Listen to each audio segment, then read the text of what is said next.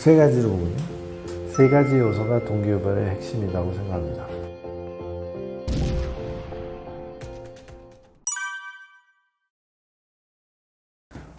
동기유발을 세 가지로 보거든요. 첫 번째가 60%다. 가장 강력한 동기유발의 요소는 이제 사랑받는 부모가 되세요. 아이가 나는 엄마 아빠의 기쁨이 되고 싶어. 엄마 아빠가 즐거워하는 그런 아이가 되고 싶어. 그런 마음을 심어줘야 됩니다. 그리고 부모를 사랑하는 거잖아요. 부모가 사랑을 받으면 동기부여가 아주 쉽게 된다고. 긍정적인 동기부여. 근데 이제 부모들은 당연히 내 새끼니까 내가 사랑하니까 지들도 날 사랑해야지라고 생각하는데 사람 심리가 그런 건 아니에요. 내가 아무리 사랑을 해줘도 내가 사랑을 안 할 수가 있거든. 짝사랑이라는 게 있잖아요. 짝사랑이라는 게. 그럼 내가 이 부모가 아이한테 매력적으로 느껴져야 된다. 엄마 아빠한테 내가 관심도 받고 싶고 믿음도 얻고 싶고 평가도 받고 싶고 그리고 나하고 있는 것을 즐거워하고 싶고 그렇게 만들어야 된다. 그럼 부모가 사랑스러워야지. 부모가 이제 사랑을 받기 위해서는 이제 몇 가지 요소가 있다. 일단은 자기가 아이한테 가지는 사랑을 잘 연출해서 표현을 해야 돼요. 사랑한다고 막 자꾸 얘기해주고 안아주고 뽀뽀해 그런 것도 필요하죠. 근데 이게 이제 효과적으로 전달이 되려면 사실은 이제 제가 특별 데이트를 해야 된다고 얘기하거든요. 그러니까 일주일에 한 번 정도 20분 시간을 딱 정해놓고 특별 데이트 시간을 꼭 가지세요. 그 특별 데이트의 핵심은 아이의 얘기를 경청하는 거예요. 무슨 소리를 하더라도 이제 다 들어주는 거지. 잘 생각해 보세요. 아이를 뭐 챙겨주고, 먹여주고, 뭐, 옷도 사주고, 뭐, 종을 이렇게 한다 하더라도 내가 아이의 얘기를 들어주고 있는가. 보통 그러지 않거든요.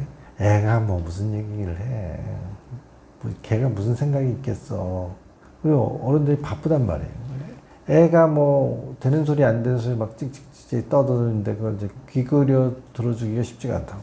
근데 이제 그 특별 데이트 시간을 딱 정하고 그 시간을 들어줘야 돼요. 무슨 소리를 해도 일단은 20분 정도는 말을 이제 방해하지 말고, 딴지 걸지 말고, 비평하지 말고, 또 뭐 이상한 소리를 하니? 이러면 안 되지. 그래? 너는 그런 게 관심 있어? 재밌네? 이렇게 들어줘야죠. 특별 데이트 시간에 그렇게 운영을 하셔야 돼. 그걸 하면 엄마가 내 얘기를, 아빠가 내 얘기를 들어주고 나한테 관심이 있구나. 그러면 엄마 아빠가 자기를 사랑한다고 느끼죠. 그러면 자기도 사랑을 받고 싶은 거야. 더 많은 사랑을 받고 싶은 거야.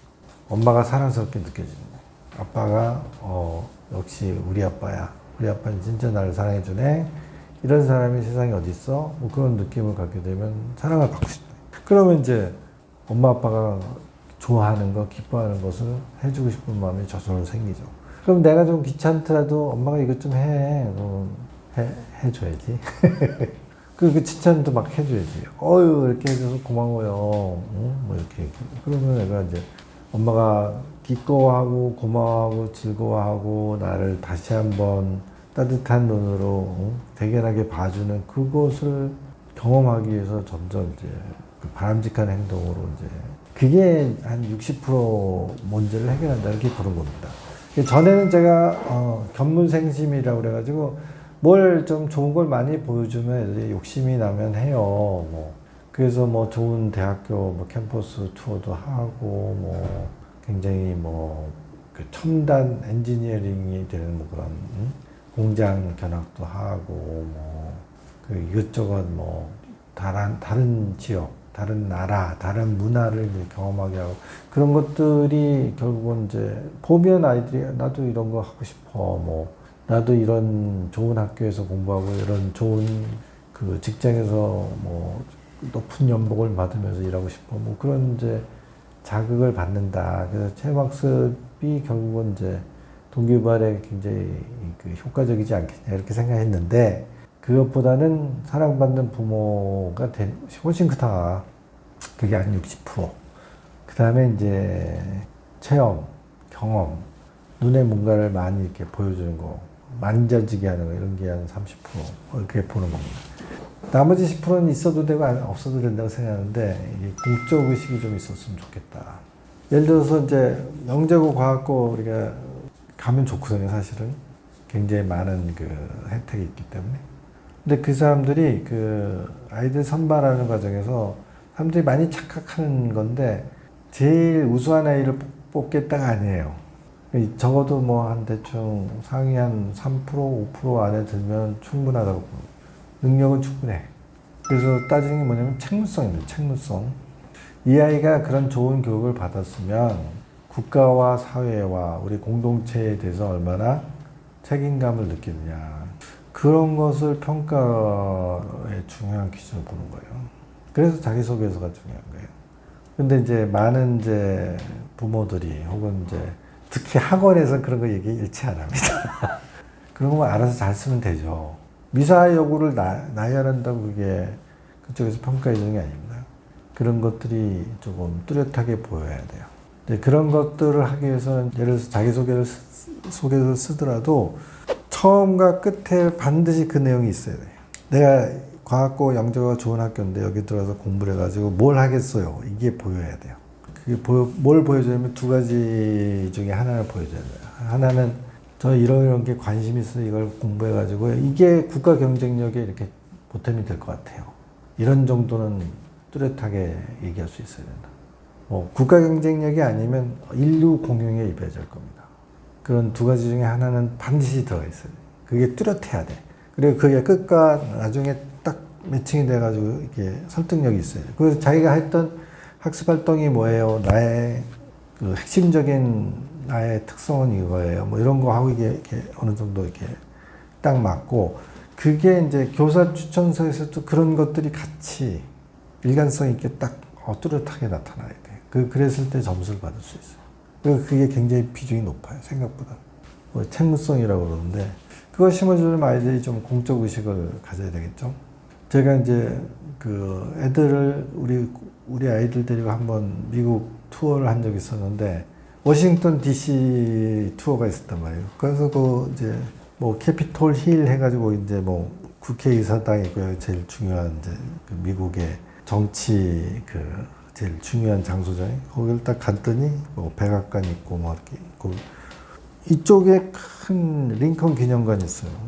그러면 그게 이제 뭐 로마 시대 이렇게 열주 하얀색의 원 기둥이 쫙 둘러싸여 있고 그 안에 들어가면 이제 굉장히 큰 이제 그 링컨의 그 좌상이 있죠. 좌상이 있고 양쪽에 뭐 이쪽에는 뭐 게티스버그 연설 뭐 여기 쫙 있고 이쪽에는 뭐 무슨 미국의 이제 헌법 무슨 그 앞에 제일 앞에 쓰여져 있는 전문 뭐 이런 것들이 아마 새겨져 있던 걸로 기억이 되는데 과장될 정도 크게 이제 그걸 만들어 놨더라고.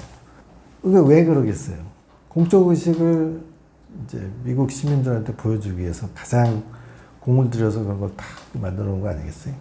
뭐 또 저쪽으로 가면 이제 한국전 무슨 이제 참전 뭐 그 기념상 같은 거 그러니까 뭐 이 사람들이 뭐 인류의 민주주의와 자유를 수호하기 위해서 먼 이역에 가서 이런 희생을 감수하고 뭐 했습니다. 뭐 막 전사자 이름을 쫙 그런 것을 통해서 이제 공적 의식을 가지라고 만드는 거 아니에요? 우리들이 뭐 애들한테 위인전을 왜 일으키겠어요? 그런 것을 보고 아 나도 국가 지도자가 돼. 사실은 국가 지도자가 되면 굉장히 많은 자기 희생과 나는 그거 싫어. 나는 내 능력껏 잘 살 거야. 뭐 그렇게 할 수도 있지. 그래서 저는 10%로 보는 게 10% 있어도 되고 없어도 돼. 근데 예를 들어서 네가 영재고 과학고 혹은 뭐 서울대 아니면 명문대 가고 싶으면 그런 거 어느 정도 너 어필할 수 있어야 돼. 근데 그게 물론 이제 실제로 내재화가 돼서 실제 그런 사람이 되면 좋겠죠. 근데 뭐 지금 개판 치는 정치인 뭐 이런 사람 다 서울대 출신이라면 그게 한국만 그런 게 아니라 미국도요. 그 아주 고급 금융 사기꾼 사회적 무리를 일으킨 사람들이 다 명문대 나온 사람 아닙니까? 이제 그러니까 사실은 또 그런 학교나 이런 데서는 그 책무성이라는 것을 사람을 좀 잘 뽑아서 정말 좋은 일을 할 사람을 길러내야지 똑똑하기만 한 놈 뽑으면 되겠어? 이런 의식을 한단 말이에요. 실제로 맨날 실패를 할지언정. 글쎄, 저는 꼭 실패라고는 생각하지 않습니다. 뭐, 그런 사람들이 시끄러워서 그렇지, 뭐, 좋은 대학을 나왔으나 왕창 해먹은 놈들만 이제 신문에 나오니까 맨날 실패하고 있다, 이렇게 생각할지 모르지만 사실은 실제로 학교의 교수들이든 소위 입학사정관들은 그런 걸 볼 수밖에 없어요. 그런 게 있어야 된다. 근데 그런 게 있어야지 내가 사회의 리더가 되고 좋은 포지션을 가지려면 남들과는 다른 노력을 해야 되지 않겠어? 이게 설득력 있게 먹혀든 거지. 내가 뭐 나중에 뭐 그런 거 할 것도 아니고 나 좀 조금만 일해서 많이 벌어가지고 재밌게 플렉스하면 살 거야. 이런 사람은 사실은 그렇게 노력할 필요 없죠. 적당히 하면 되지, 적당히. 적당히 하면 돼. 뭐 피곤하게 뭐 그래. 세 가지 요소가 동기유발의 핵심이라고 생각합니다.